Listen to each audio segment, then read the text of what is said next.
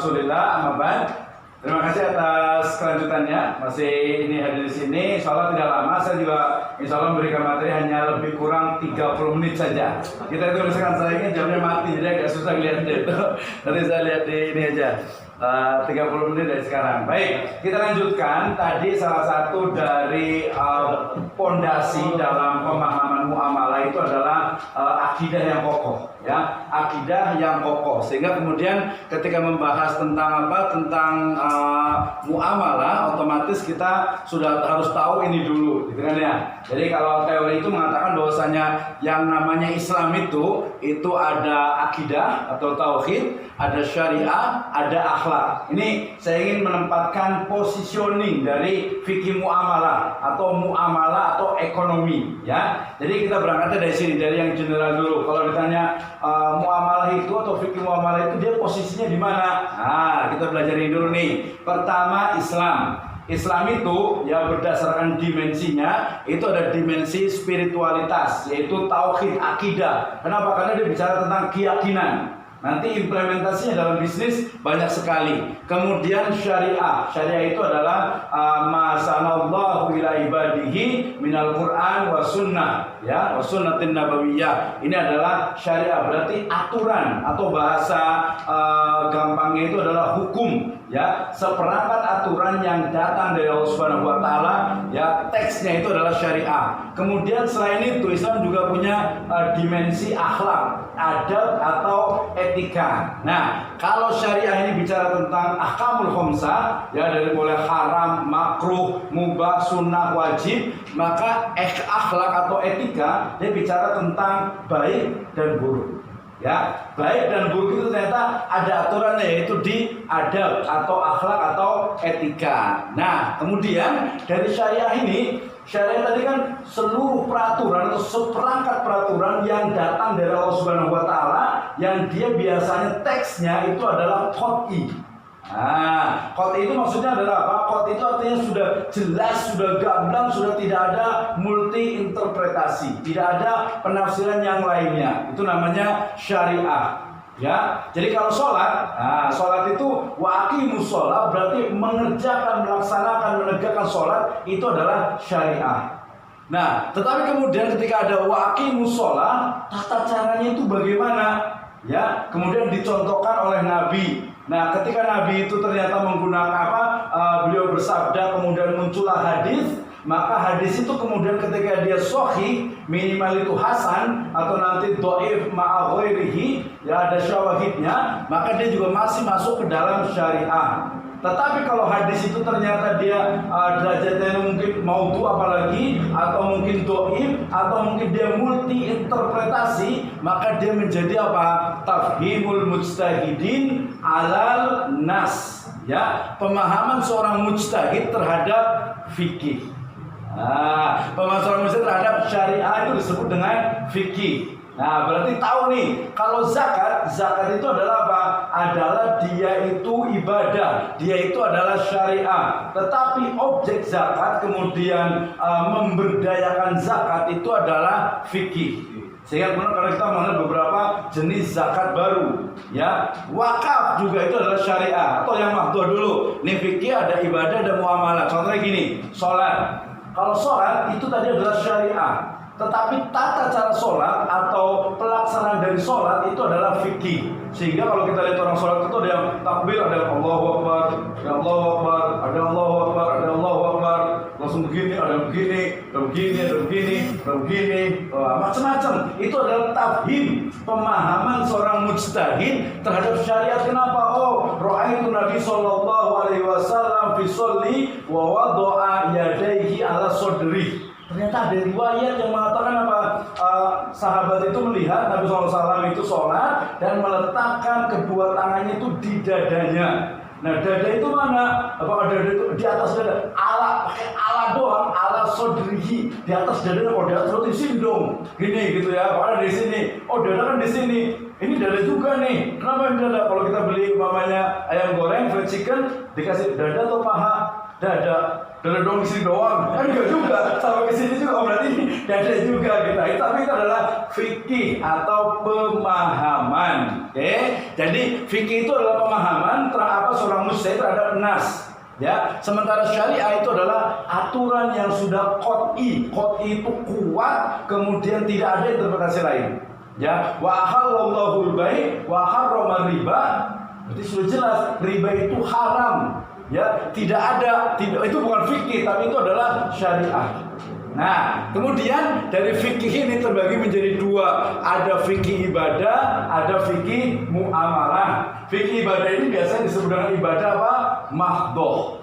Nah, ibadah mahdhoh itu adalah ibadah yang sudah ditentukan waktunya, tempatnya, tahunnya, dan pelaksanaannya. Nah, ini mahdhoh ya. Nah, ada juga ibadah yang sifatnya itu apa? Fikih yang sifatnya itu muamalah. Muamalah itu adalah hubungan horizontal antara manusia, dengan hewan, dengan alam semesta. Itu namanya muamalah. Sehingga kemudian kalau kita bicara sekarang fikih muamalah, nanti ada lanjutannya, yaitu apa? Fiqhul muamalah al-maliyah. Kenapa? Karena fikih muamalah di sana ada fikih siasah politik, ada fikih qadha peradilan, ada fikih munakahat pernikahan, ada fikih mawaris, ada fikih jinayah.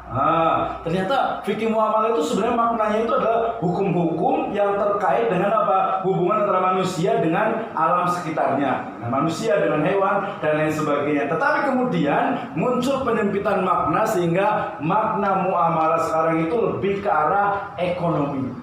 Ya. Nah, sehingga kalau kita ngomong fikih muamalah sebenarnya ya hukum-hukum terkait dengan secara keseluruhan manusia dengan manusia dengan semesta. Tapi kalau sekarang fikih muamalah ekonomi. Berarti dia penyempitan makna dari yang namanya itu muamalah. Oke, saya balik lagi ke atas. Nah, ketika bicara tentang muamalah berarti objek yang dipelajari itu adalah tentang hak kepemilikan harta. Di mata kuliah ini ada 3 materi, nadhariyatul huquq, kemudian nadhariyatul milkiyah, sama nadhariyatul amwal. Teori tentang hak, teori tentang kepemilikan, teori tentang harta. Ini penting. Contohnya, ketika kita bicara tentang harta, sebenarnya harta dalam Islam itu seperti apa sih? Oh, harta itu pada masa lalu itu adalah al-ibl al-ghanam. Ya, kalau di Arab itu yang namanya, kalau di Ibnu Athir, juga lisan Arab Ibnu Munzir mengatakan al-amwal indal Arab al-ibl wal jamal wal ghanam. Ya, wa aidon kullu syai'in lahu qimatin. Ini harta. Kenapa bicara tentang harta? Karena bicara itu tentang gini, harta yang boleh diwakafkan itu harta yang seperti apa sih?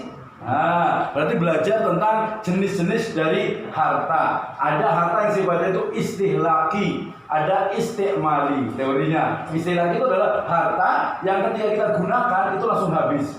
Makanan, minuman, ya kemudian mungkin sesuatu yang pulsa mungkin juga ketika dipakai langsung habis. Itu istimali atau istihlaki, jadi langsung habis. Nah, itu tidak bisa diwakafkan. Kenapa? Karena literasi wakaf di masyarakat juga masih kurang. Sehingga pernah ada teman melakukan riset tentang wakaf. Ketika ditanya apakah berwakaf dengan makanan itu boleh, mereka menjawab boleh katanya itu. Wakaf pakai makanan, pakai minuman, pakai aqua kayak gitu, itu tidak sah. Kenapa? Dia bukan amwal istimali. Dia harta yang ketika dipakai udah habis. Berarti dia bukan wakaf. Ya, wakaf itu adalah sesuatu yang dia itu istimali. Nanti juga kalau ulama-ulama klasik dulu itu dia namanya adalah amwal al-aqor dengan al-mangkul, ya, sehingga kemudian berbeda. Nah, ketika bicara tentang harta juga nanti bicara tentang uang. Ya kan? Pada masa lalu yang namanya uang itu adalah zahab wal fiddah, emas dengan perak, dinar dengan dirham. Itu adalah apa? Mata uang yang paling ideal. Tapi kemudian dengan berlalunya masa, ya di Eropa, di Italia muncullah fiat money atau uang kertas. Ya, banyak yang masih belum menerima uang kertas itu. Kenapa? Karena nilai intrinsik dengan ekstrinsik itu dia berbeda. Tetapi kemudian faktanya kita tiap hari pakai uang kertas. ya kan? Kita tiap hari pakai uang kertas, di mana-mana juga itu pakaiannya apa? Berarti kita mengatakan secara urfi, secara adat kebiasaan nanti masuk ke dalam adilatul ahkam, itu adalah uang kertas itu adalah sah. Oke, boleh digunakan walaupun nilainya itu berbeda. Kenapa? Dasarnya dari hukumnya adalah al-urf. Ya, kenapa? Karena dikatakan di al-ada muhakkamah. Oke, tapi kalau sekarang kita bicara tentang uang kertas, udah ketinggalan zaman juga. Zaman sekarang pakai uang kertas, bawa dompet, bawa itu ribet banget gitu ya. Belum nanti dicopet, dompetnya hilang, udah berapa ratus juta berapa ratus dompet hilang gitu. Akhirnya kemudian muncullah digital money. Nah, atau tadi yang sebenarnya apa? Cryptocurrency. Uang money ada OVO, ada GoPay, ada Dana, ada ya eToro, ada e-money, ada tiket dan sebagainya. Terus gimana dong? Kita naik kereta dari Bogor ke Jakarta tiap hari pakai apa ya? Itu juga termasuk digital money juga. Cuman sayangnya apa? Akad-akadnya karena muncul dari orang yang kurang paham dengan syariat, ketika kartu hilang, ya uang kita hilang. Ya kalau imani sih mungkin iya. Imani itu karena dia memang dari bank tuh segitu belinya segitu, ya sudah ketika itu hilang tuh hilang. Tapi kalau di kereta umpamanya, saya beli tiket umpamanya nggak usah banyak-banyak 50.000. Kemudian saya bawa ternyata hilang. Pertanyaannya, uang saya itu sebenarnya hilang nggak sih? Yang di sana itu, yang di perusahaan kereta itu, KAI itu nggak juga. Kalau nggak berarti itu uang kita tuh nggak hilang, harusnya bisa diambil lagi. Tapi faktanya perjanjiannya adalah kalau uang hilang, berarti uang itu dianggap sebagai sama dengan uang. Nah, belum lagi nanti ketika bicara tentang apa digital money itu bicara tentang bagaimana ternyata ada source-nya. Source itu adalah apa? Money changer-nya. Beli, kemudian kalau kita mau beli GoPay, kemudian ternyata dia ada diskon, ada pengurangan, ada tambahan dan sebagainya. Ini seperti apa? Nah, ini penting belajar tentang apa? Tentang harta. Ya harta di era sekarang bukan lagi ain, bukan lagi materi, tetapi sesuatu yang dia abstrak, bahkan menjadi sebuah hakul intifa. Kita mengenal ada hak atas kekayaan intelektual, ya, ada copyright, hak cipta, ada hak paten, ada lagi trademark dan sebagainya. Itu dijual belikan. Di Bursa Efek Jakarta, Bursa Efek Indonesia itu ada namanya option dengan right, di mana itu adalah hak untuk membeli kembali saham dan itu dijual belikan. Nah, berarti kita bicara ini udah bukan lagi uang yang harta bukan pada masa lalu lagi, tapi masa sekarang ya, di mana semuanya udah bentuknya itu udah digit. Ya semuanya itu adalah digital. Nah, seperti apa sebenarnya? Ini teori tentang harta. Kemudian kita bicara tentang akad muamalahnya juga. Kemudian yang paling penting adalah istimbatul ahkam dengan istidlal al ahkam. Ini di mata kuliah usul fikih biasanya. Ya, jadi bicara tentang fikih muamalah otomatis karena fikih muamalah berarti harus belajar usul dari fikihnya. Nah, usul fikih muamalah. Nah, itu harus belajar ya. Nah, ini tentang muamalah. Jadi kita belajarnya itu ini pertama dari sisi hak kepemilikan hartanya, teori hak, teori kepemilikan, teori harta. Kemudian ada akad. Akad itu ada akad tabaru, ada akad tijari. Ya, akad tabaru itu adalah akad yang sifatnya itu sosial. Akad tijari itu adalah akad yang sifatnya itu bisnis. Ingat, beda di sini. Beda antara ibadah dengan muamalah itu dia is so very different. Ya beda banget. Kenapa? Kalau muamalah al aslu fil muamalah al ibahah illa madalad dalil alal hal atau alal amri. Ya, sementara kalau ibadah adalah apa? Al aslu fil ibadati haramun illa madalad dalil alal amri. Ya tadi ala tahrim, kalau ini alal amri. Jadi ini apa? Hukum asal dari muamalah itu adalah boleh selama tidak ada yang mengharamkannya. Sementara hukum asal dari ibadah itu adalah haram kecuali yang memerintahkannya, kecuali yang dicontohkan. Puasa ada contohnya Nabi, puasa saum kemudian sholat ada contohnya sholat, ya sholu kama ra'aitumuni usolli. Kemudian haji khudu anni manasikakum, ada haji contoh Nabi. Puasa kemudian juga umroh, kemudian juga berbagai hal ibadah itu sudah ada contohnya. Kalau yang tidak ada contohnya berarti tidak boleh dilakukan. Nah, sementara kalau muamalah semuanya boleh kecuali ada larangan. Larangannya itu minimal ada maghrib, big night, maisir, gharar, riba, alghis, najas, yang tadi saya sebutkan semuanya itu akad-akad yang diharamkan. Contohnya, ketika bicara tentang maisir, perjudian. Oh, perjudian yang kita bayangkan itu adalah apa? Adalah ya perjudian, namanya ada yang pasang uang, ada yang pasang nomor, ada yang itu perjudian yang konvensional. Tetapi sekarang perjudian itu adalah asas dari judi itu adalah apa? Mengeluarkan sedikit mungkin, mendapatkan sebanyak-banyaknya tanpa adanya akad bisnis.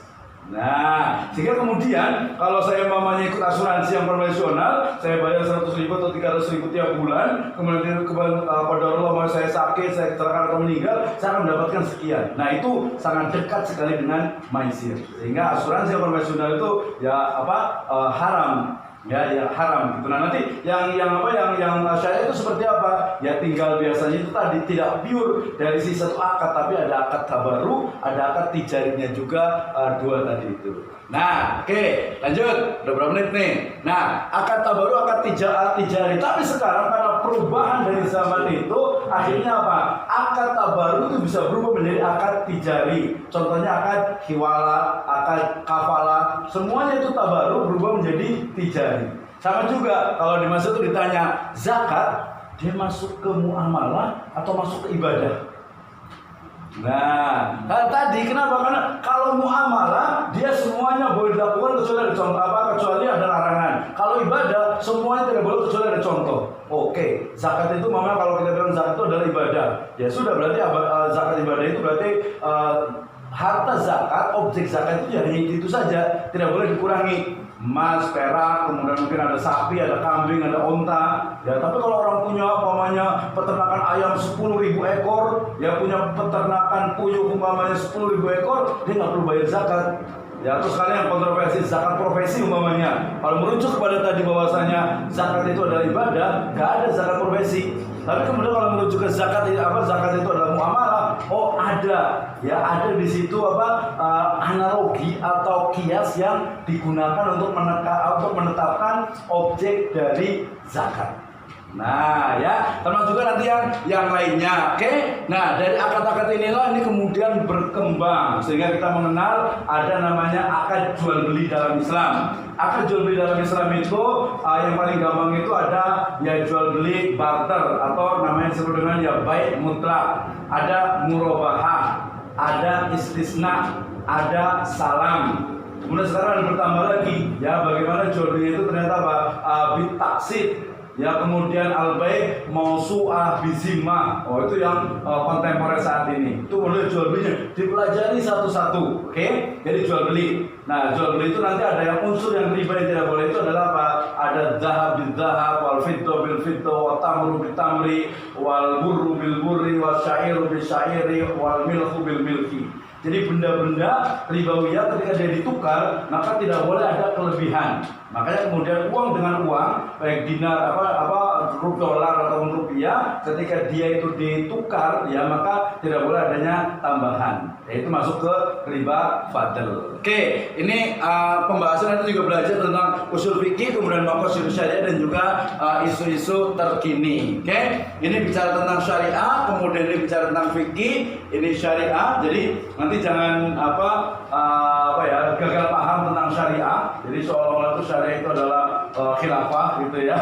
Syariah itu adalah sesuatu yang mungkin menakutkan gitu, padahal tidak. Justru ya syariah itu nanti disebut dengan maqasid syariah adalah apa? Maksud dan tujuan syariah di mana dia itu ada hifdzud din, ada hifdzun nafas, ada hifdzul akal, ada hifdzun nasl, ada lagi hifdzul mal. Nah, semuanya diatur. Ini bicara tentang apa? Syariah. Kemudian ini fikih perlu dipahami juga. Ya, kalau ilmu bil ahkam syar'iyyatil amaliyah al-muktasabu min adillatiha tafsiliyah. Oke, ini prinsip dari dasar ibadat yang saya sebutkan. Al-aslu fil mu'amalati fil ibadati haramun illa madalla dalil alal amri. Ini dalam hal ibadah. Ya jelas sekali nih. Kenapa? Karena man ahdasa fi amrina hadza ma laysa minhu fa huwa raddun, itu dalam konteks ibadah. Oke, selanjutnya ini yang gampang muamalah. Al-aslu fil mu'amalati al-ibahah illa madalla dalil alal aw ala nahi aw ala tahrim. Nah, ini dasarnya ini antum a'lamu bi amri atau bi umri dunyakum. Ini prinsip dasar dari muamalah, ya. Jadi semuanya boleh kecuali ada yang larangan yang clear, yang qat'i, yang wadih, yang jelas. Oke. Nah, ini sumbernya Kita ini belajar sama dengan usul fikih. Nah, udah Bapak sekalian yang biasa belajar usul fikih pasti tahu ada masadirul ahkam, ada adilatul ahkam. Tadi yang saya sebutkan, ini Al-Qur'an, ini hadis tadi di An-Nisa 59, kemudian ini ada ijma, kemudian ada qiyas, ada istiksan, ada maslahah, ada uruf. Ini tujuan dari syariah. Oke, saya balik sini dulu. Ini kita belajar tentang apa yang disebut dengan usul fikih itu dalil hukum. Jadi gini, ini yang menunjukkan apa? Islam itu sangat lengkap. Tadi saya katakan di awal, Islam itu adalah kamil wa syamil, lengkap. Buktinya apa? Ini seperangkat hukum dimulai dari ijma, kemudian qiyas, kemudian istislah, kemudian istishab, kemudian istiksan, ada qaulus sahabi, ada syar'u man qablana, ada uruf, ada sadud dzari'ah. Itu adalah seperangkat aturan, seperangkat mekanisme tool yang menjadikan Islam itu bisa menjawab semua permasalahan. Ya, contohnya nih, katanya tahun 2024 itu nanti di NASA itu akan menerbangkan seorang perempuan itu untuk sampai ke ruang angkasa atau ke bulan. Ya, nah pertanyaannya, kalau kita sampai di ruang angkasa, kira-kira sholatnya itu ngadepnya kemana ya? Nah, ngadepnya kemana nih sholatnya nih? Ya, atau mungkin yang di daerah Greenland sana. Di sana itu kan katanya ada 3 bulan itu siang terus, 3 bulan itu malam terus sholat maghribnya kapan?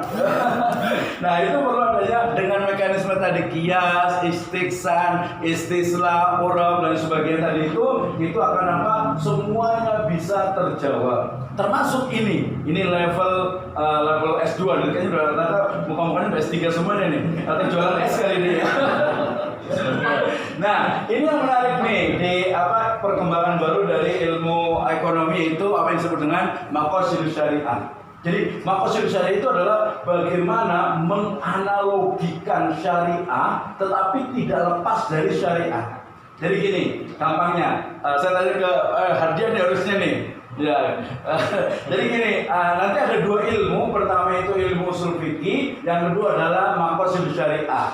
Jadi contoh yang masih ibadah sholat, kayak ke Dian masih sholat kan ya? Nah, rajin ya, sholat alhamdulillah. Pertanyaannya, kenapa Dian itu sholat?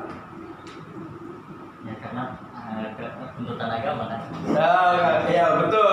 Itu adalah jawaban dari apa? Perspektif usul fikih. Kenapa saya sholat? Karena sholat itu adalah kewajiban dari agama. Wa aqimus sholat wa atuz zakat. Kemudian buniyal Islamu ala khamsin syahadati alla ilaha illallah wa anna muhammadar rasulullah wa iqamus sholat. Oke, tapi kemudian pertanyaan gini, kalau dengan pendekatan maqasidus syariah, kalau sholat itu mungkin gampang, walaupun Imam Al-Hakim At-Tirmidzi, beliau menulis buku namanya itu As-Sholat wa Maqasiduha, sholat dan maksudnya, tujuannya. Ngapain sih kita sholat? Tadi kan sholat itu kewajiban, terus ngapain kita sholat? Oh, jawabannya pelaksanaan agama. Oh, benar juga sih, tapi agak lebih naik lagi. Kira-kira saya kenapa? Biasa saya tanya yang lebih agak-agak berumur nih, agak senior nih biasanya nih. Ada yang mau ditanya?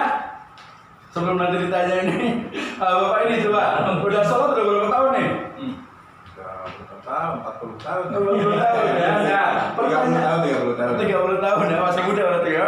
Oke, pertanyaannya, kenapa Bapak itu masih sholat terus gitu? Selain tadi jawaban dari kewajiban, ada manfaatnya sih sholat itu? Tenang. Jadi tenang. Wah, berarti levelnya udah tinggi ya. Oh, sholat itu tenang dari mana ibu. Iya. Betul, sholat itu bikin tenang ya. Kenapa? Karena ala bidzikrillahi tatmainnal qulub. Ya, berarti dengan mengingat Allah hati menjadi tenang. Kenapa? Sholat itu bagian dari mengingat. Tapi apakah itu saja? Oh, tidak juga. Ada yang lainnya. Saya tanya banyak Bapak ini. Selain bikin tenang, sholat itu apa sih sebenarnya manfaat dan tujuannya itu? Kalau sholat itu segera tenang gimana? Udah sholat tapi gak tenang-tenang gitu. Oh, berarti ya tadi harus diteruskan. Oke, jadi ngomongin tentang manfaat, lebih tepatnya ada tujuan sholat Bapak ini. Kira-kira tujuan sholat yang dirasakan secara pribadi apa sih? Dia menjadikan akhlak menjadi baik. Oh, akhlak menjadi baik. Oke, nanti salah satu ayatnya adalah apa? Inna sholata tanha anil fahsya'i wal munkar wal bagh gitu ya. Oh, betul. Berarti sholat itu adalah salah satu dari apa? Dari mekanisme Allah Subhanahu wa taala agar manusia itu dia akhlaknya itu bagus. Nah, sholat, puasa, zakat, haji semuanya itu dia dipikirkan apa sih sebenarnya manfaatnya? Ternyata ujungnya apa? Seluruh syariat Allah Subhanahu Wa Taala itu adalah baik untuk manusia. Ya, sehingga nanti levelnya bukan hanya kewajiban dari sisi usul fikih, tetapi dia betul-betul apa? Betul-betul apa? Sholat itu mencegah perbuatan keji dan mungkar. Sholat itu bisa membuat tenang. Sholat itu ternyata apa? Waqimus sholata lidzikri. Ya, sholat itu untuk berzikir, untuk mengingat. Kemudian sholat itu katanya juga gerakan-gerakan dasar dari yoga, dari tai chi dan lain sebagainya. Sehingga saya juga agak merasakan beberapa dari terakhir nih. Jadi kalau pas saya sujud gitu kayaknya mungkin katanya teorinya itu kan darahnya itu pada ke otak semuanya tuh, sehingga kayaknya agak pusing lagi. Apalagi lihat HP, lihat laptop gitu kan ya. Itu sering-sering cepat pusing gitu. Tapi pas sujud tuh kayaknya enak juga, berarti ada manfaatnya. Berarti sholat itu adalah ada untuk kesehatannya juga. Tetapi itu baru bagian kecil dari makos syariat, dan itu akan dicari terus yang ujungnya adalah semua syariat Allah Subhanahu Wa Taala itu pasti baik, pasti ada manfaatnya. Kalau perempuan tuh biasa ditanya gini, kenapa pakai jilbab?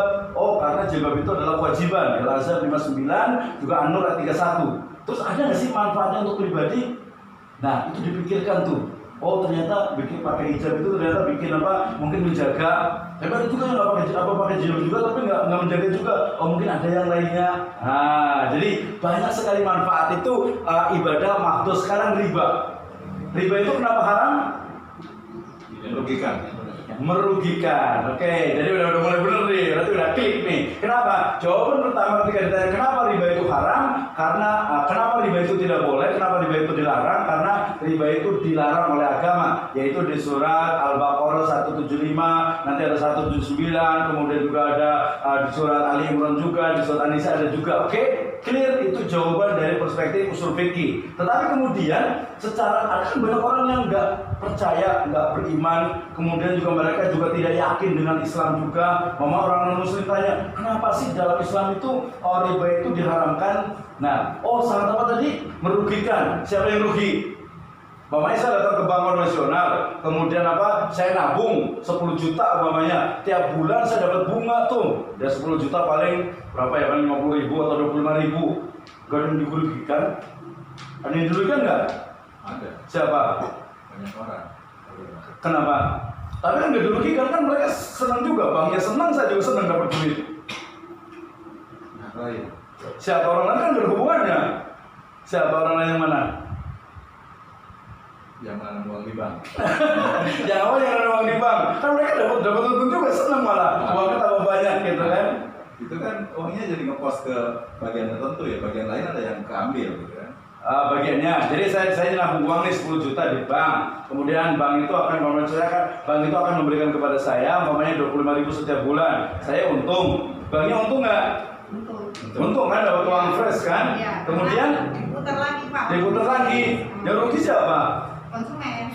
Kenapa konsumennya? Ya iyalah, Ya, dia betul. nggak bisa itu. Banknya nggak punya modal, modalnya modalnya dari uang konsumen, itu yang dirugikan. Yang dirugikan siapa? Konsumen. Konsumen yang mana? Yang nabung.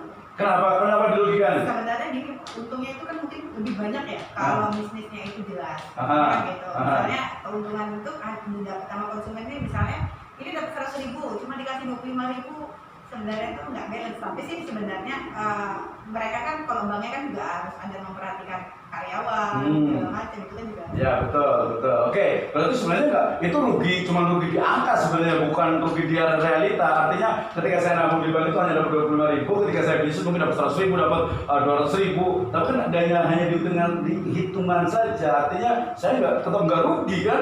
Ruginya paling hanya kalau untuk bisnis saya akan dapatkan lebih. Nah, oke, kalau mamanya bukan di bank, contoh, saya ke bapak ini, saya pinjam uang, utang uang 1 juta, kan? 1 juta, saya perlu banget duit nih 1 juta. Kemudian bapak ini yaudah nih, saya kasih 1 juta, tapi nanti kembalinya 1.100.000 ya. Yaudahlah, saya ridho deh, bukan ridho Roma ya, ridho beneran nih, saya ridho gitu, ikhlas. Bapak ini ada yang rugi nggak? Saya ridho nih, gak rugi saya. Gak apa-apa lah, memang saya lagi butuh 1 juta nanti, ya tambah 100.000 gak apa-apa lah, apa namanya ngasih. Rugi gak kira-kira? Pihak ini rugi, gak rugi. Saya juga gak rugi juga, cuma 100.000, gitu kan? Ada yang rugi sebenarnya. Siapa yang rugi apa? Kucing kali ya?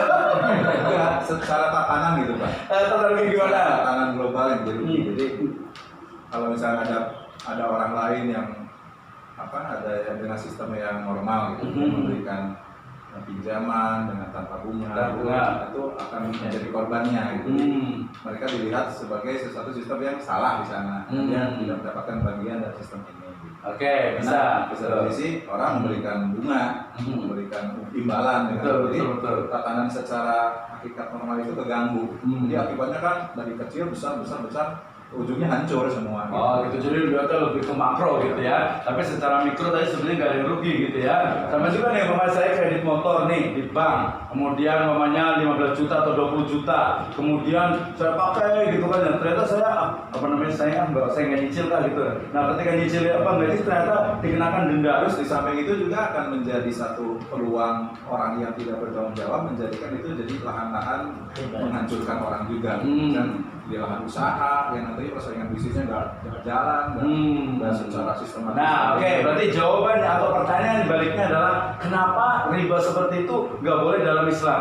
Tadi ada yang dirugikan, rugikannya dia harus ada sedikit agak real gitu. Mungkin contohnya di utang tadi itu.